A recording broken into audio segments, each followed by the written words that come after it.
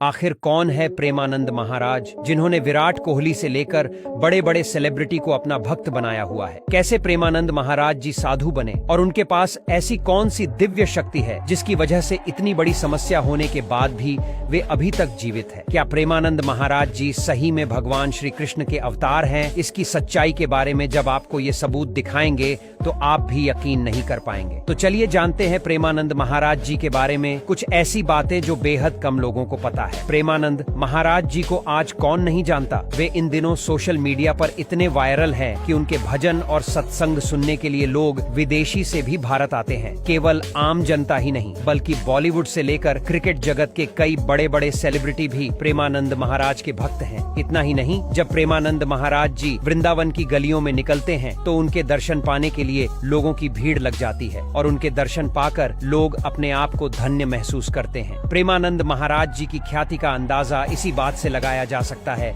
कि हर क्षेत्र के बड़े बड़े लोग उनके दरबार में हाजिरी लगाने आते जाते रहते हैं। लेकिन अक्सर सोशल मीडिया पर यह सवाल भी उठता रहता है कि आखिर प्रेमानंद महाराज हैं कौन? दरअसल प्रेमानंद महाराज जी का असली नाम अनिरुद्ध कुमार पांडे हैं, जो उत्तर प्रदेश के कानपुर के रहने वाले हैं। प्रेमानंद महाराज जी ने अपनी पढ़ाई अपने गांव से ही पूरी की है। उनके परिवार में शुरू से ही पूजा पाठ और धर्म के प्रति काफी आस्था थी। उनके पिता और दादाजी भी सन्यासी हुआ करते थे। प्रेमानंद महाराज जी बताते हैं कि उनकी माताजी भी सन्यासी हुआ करती थी। इतना ही नहीं, उनका पूरा परिवार साधु संतों की सेवा किया करता था और धर्म के प्रति लोगों को जागरूक करना उन्हें शुरू से ही काफी अच्छा लगता था। इसीलिए 5वीं क्लास पूरी होते ही उन्होंने सन्यासी बनने का मन बना लिया। लेकिन 8वीं क्लास तक उनकी पढ़ाई चलती रही और 9वीं क्लास में आते आते उन्होंने पूरी तरह से सन्यासी जीवन अपना लिया। लेकिन उनका ये फैसला उनके परिवार वालों को सही नहीं लगा और उनके घर वालों ने उन्हें ऐसा न करने की सलाह दी। लेकिन प्रेमानंद महाराज जी अपना मन बना चुके थे, इसीलिए उन्होंने आधी रात को अपना घर छोड़ दिया और बनारस चले गए, जहाँ उनका नाम आर्यन ब्रह्मचारी रखा गया। अपने ब्रह्मचारी जीवन की शुरुआत में प्रेमानंद जी महाराज भिक्षा मांगकर एक समय का भोजन किया करते थे। ऐसे में कभी उन्हें भोजन मिलता था और कभी कभी कई दिनों तक उन्हें भूखा रहना पड़ता था और वे गंगा जल पीकर ही अपनी भूख प्यास को शांत किया करते थे। लेकिन जब उन्हें एक संत ने भगवान कृष्ण और राधा रानी के रासलीला कार्यक्रम के लिए न्योता दिया और प्रेमानंद महाराज जी ने ये कार्यक्रम देखा तो वे मंत्र मुग्ध हो गए और उन्होंने वृंदावन जाने का फैसला किया। वृंदावन आकर प्रेमानंद महाराज जी घंटों घंटों तक राधा रानी के मंदिर में बैठकर उन्हें निहारत रहते थे और घंटों घंटों राधा रानी की भक्ति में लीन रहा करते थे। इसके बाद प्रेमानंद महाराज जी ने राधा वल्लभ संप्रदाय में जाकर शरणागत मंत्र ले लिया और अपने गुरु की 10 साल तक सेवा की और राधा रानी की भक्ति में ध्यान लगाते रहे। प्रेमानंद महाराज जी सत्संग भी किया करते थे, जिसमें वे लोगों को अच्छाई के मार्ग पर चलने के लिए काफी अच्छी बातें बताया करते थे। और इसी वजह से जब उनके वीडियो सोशल मीडिया पर वायरल होने लगे